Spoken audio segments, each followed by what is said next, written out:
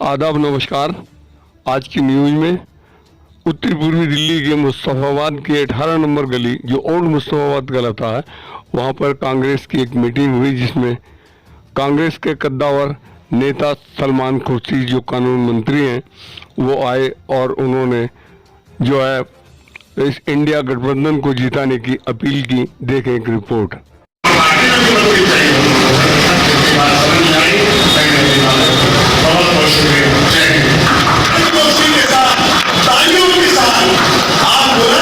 सलमान खुर्शीद साहब को आज हमारे चीफ है, तालियों के साथ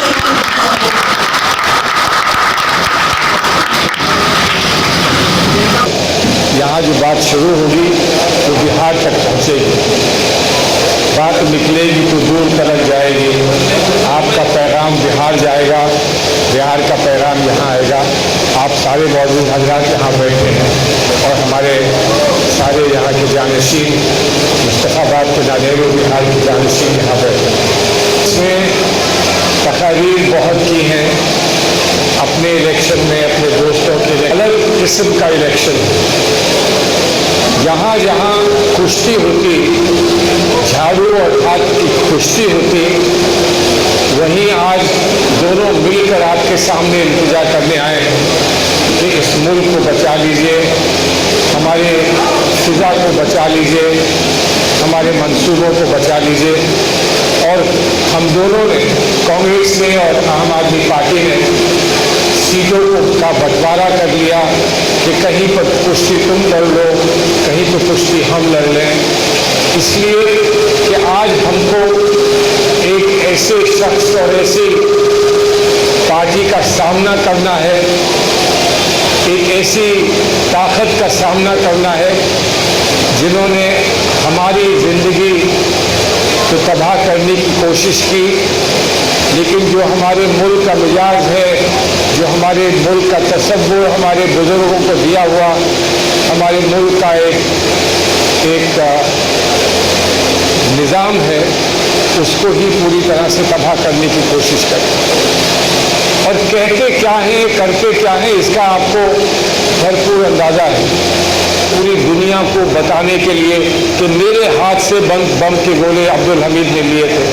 और आज मोदी साहब इतनी बातें कहते हैं, ये नहीं पूछते कि जो अब्दुल हमीद ने बम के गोले चलाए थे और जो फेंके थे उन्होंने पैटर्न टैंक पे, उस पैटर्न टैंक में भी कोई मुसलमान बैठा था या कोई और बैठा था, उसमें कोई आतंकवादी बैठा था या कोई मुसलमान बैठा था। ये नहीं सोचा अब्दुल हमीद ने। और ये हमारी कौम की शहादत की बात है कि हमने कभी ये नहीं सोचा कि हमने जिस पर वार किया है तो वो कौन है, हमारे मज़हब का है, हमारी कौम का है। हमने ये नहीं पूछा, हमने सिर्फ ये पूछा इसने क्या हमारे मुल्क पर हमला किया है, इसने क्या हमारी अजमत पर हमला किया है, इसने मेरे भाई चंद्रदेव यादव पर हमला किया है। और आओ आज मेरे खून से वंदे मातरम लिख दो बर्फीली चट्टानों पर और बता दो इस मुल्क को, मेरी माँ को बता दो, क्योंकि मेरी माँ सिर्फ वो बुढ़िया औरत नहीं है जो मेरे घर में बैठी है। मेरी माँ ये हिंदुस्तान है जिसकी आगोश में मैं पला हूँ। और इस माँ को मेरी बता दो कि तुम्हारे सामने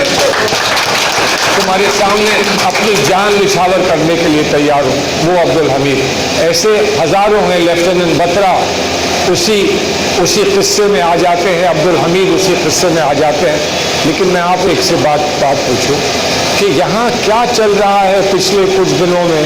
हिंदू मुसलमान, मैंने नहीं कहा, तुमने कहा, मैं नहीं कहूँगा, तुम कहोगे, लेकिन कोई तो कह रहा है हिंदू मुसलमान। जो हिंदू मुसलमान कह रहा है उसको एक जवाब देना चाहता हूँ कि मैं फर्रुखाबाद से आता हूँ, गंगा के किनारे रहता हूँ, सुबह निकलता हूँ, देखता हूँ कोई वहीं पर गंगा जल में नहा रहा है, उससे पूछो क्या कर रहे हो भाई, तो बताता है कि मैं स्नान कर रहा हूँ, अपने पाप धो दूंगा तो मैं पवित्र हो जाऊंगा, मैं साफ हो जाऊंगा। लेकिन वहीं कुछ दूर पर लोटे में लेकर पानी लिए जा रहा होता है कोई भाई, उससे पूछो कहाँ जा रहे हो, तो कहते हैं मैं वजू का पानी ले जा रहा हूँ, मैं वजू कर लूँगा तो पाक हो जाऊँगा। इस मुल्क में ये बंटवारा करने की बात करते हैं, इस मुल्क में ये हिंदू मुसलमान की बात करते हैं और करने के बाद ये कहते हैं कि ये तुमने करी। करने के बाद ये कहते हैं कि तुमने करी, और जब हम हिंदू मुसलमान की बात करते हैं तो हम हिंदू मुसलमान के खून जिस तरह से गंगा और जमुना मिल जाते हैं प्रयाग में, जिस तरह से गंगा और जमुना मिल जाते हैं इलाहाबाद में, उस तरह से बात किया करते हैं। अब मैं समझता हूँ आपकी खुशकिस्मती है कि कन्हैया जैसा आपको रहनुमा मिला है, कन्हैया जैसा आपको यहाँ पर होने वाला MP मिला है, और हम इतनी दूर से आए हैं यही कहने कि कन्हैया को आगे बढ़ाना। अरे भैया अब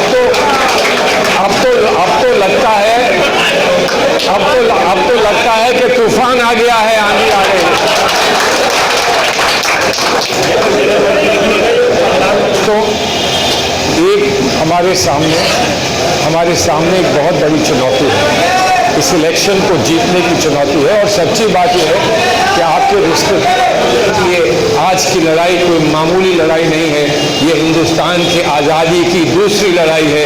पहली लड़ाई में हमारे बुजुर्ग थे, आज इस लड़ाई में हम लोग सब यहाँ पर मौजूद हैं। कन्हैया ने बात उठाई, जब कन्हैया ने नारा लगाया तो मसला सिर्फ यही था कि हमें आज़ादी चाहिए। आज़ादी इस मुल्क से नहीं चाहिए, आज़ादी उन लोगों से चाहिए जो मुल्क पर जुल्म कर रहे हैं, उनसे आज़ादी चाहिए।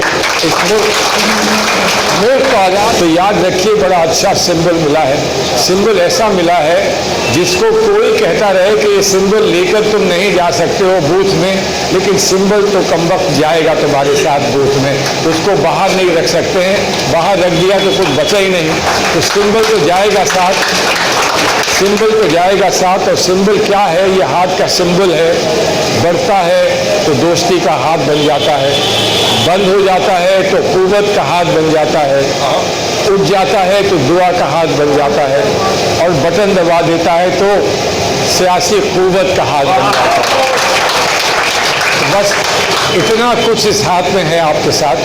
जहाँ झाड़ू है वहाँ जाकर कुछ और सोच कर बताएंगे, ठीक है ना? हाथ और झाड़ू का साथ है, लेकिन यहाँ पर हाथ है, हाथ के साथ रहना है, हमेशा साथ रहिए हाथ के।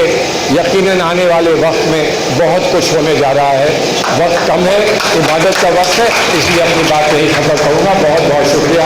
जय हिंद, जय मुस्तफाबाद। सलमान खुर्शीद पूर्व कानून मंत्री हमारे साथ मौजूद है। सर, हम देखते हैं कि आप कानून के सिपाही है कि एक केस होता है किसी पे, सालों साल उसकी विवेचना नहीं होती है, सालों साल उसको जेल में रखा जाता है, तो कानून इतना कमजोर क्यों? आपके कानून कमजोर नहीं है, लेकिन कानून का निज़ाम बिगड़ गया है। बहुत हम लोग कोशिश कर रहे हैं, कहीं रिट फाइल कर कर, कहीं अपील फाइल करके हम लोग कोशिश में है। कहीं कहीं पर हमको कुछ इंसाफ की किरणें देखने को मिलती भी हैं, लेकिन ये सही है कि बहुत इतना लंबा अरसा इसमें रहा है और लोग 2-2, 3-3, 4-4 साल तक कैद में रहे हैं, उसकी लड़ाई जुस्तजू चल रही है। हमें उम्मीद है आगे पीछे कहीं ना कहीं राहत मिल जाएगी। अच्छा, जब सामूहिक जो दंगे होते हैं उसमें नुकसान पूरे देश का होता है, वो जो धब्बा लगता है वो देश पर लगता है, लेकिन ऐसा लगता है कि जो क्रोनोलॉजी है, जो पुलिस जो क्रोनोलॉजी लाती है वो कुछ सालों लग जाते हैं, उसमें कुछ तथ्य सामने नहीं आते जो क्रोनोलॉजी होती है। देखिए, सच्चाई है, इसीलिए कमीशन बैठाए जाते हैं कि सच्चाई सामने आ जाए। लेकिन अगर हुकूमत जो है, आज की हुकूमत चाहती नहीं है कि सच्चाई सामने आए, तो क्या कोई कर सकता है? हम सिर्फ खतूत भेज सकते हैं, हम आर्टिकल्स लिख सकते हैं, हम आप लोगों के ताल्लुक से हम ये बात अपनी कह सकते हैं, और इन सब चीज़ों का असर होता है। और आज वो इस इलेक्शन में असर इन बातों का जो जुस्तजू रही हमारी, उनका यहाँ के लोगों ने जो भी अपनी कोशिश करी, उनकी जुस्तजू थी, उसका अब असर होने जा रहा है। अच्छा सर, सलमान जी, जब देखते हैं कि मुद्दे जो है चुनाव आयोग की, हम देखते हैं कि बहुत सारी चीज़ें होती हैं, इसको संज्ञान नहीं लेता है।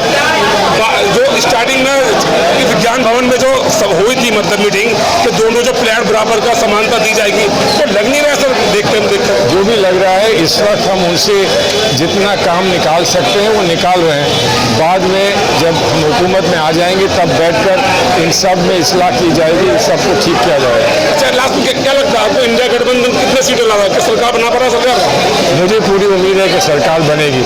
मैं नहीं कह रहा हूँ, रोज आवाम से सुनने को मिलता है, मुझे पूरी उम्मीद है कि सरकार बनेगी। ठीक है सर, शुक्रिया।